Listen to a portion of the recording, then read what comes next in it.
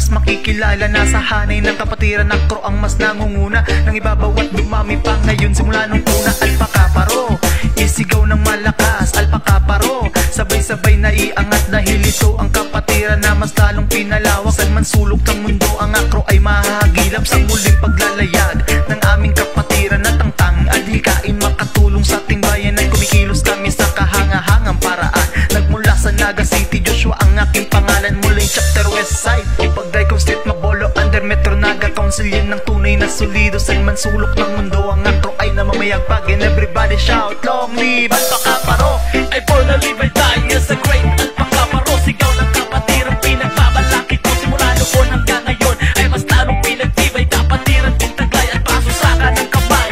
I born to live and die as a great Alpaka Paro. Sigaw ng kapatiran, pinagbabalaki ko simula noon hanggang ngayon ay mas lalong pinagtibay. Alpaka Paro, patuloy sa ating tagumpay. Sa muling pagbabalik kami mas lalo pang uminit sa mga nanggigipit at nagtatanong kung bakit pa kami talagang tigas. Oragon nga kasi mula chapter from Mabolo aming pinagmalaki. Metro Naga Council mas lalo pang tumindi sa paglipas ng panahon. Mas lalo pang dumami ang mga Oragons katron dito sa aming baluarte. Di matinag na kapatiran ng tuloy sa pag-abante. Respetadong Alpaka Paro sa Naga ay solido, tumutulong sa mga tao sa paraan na reputado at likod pang liderato. Galaw na kalkulado, mahal kong kapatiran, represente El Paulo. Mula chapter west side o Pagdaycom Street, Mabolo, under Metro Naga Council. Yan ang tunay na solido, saan man sulok ng mundo ang akro ay namamayagpag. And everybody shout, long live Alpaka Paro!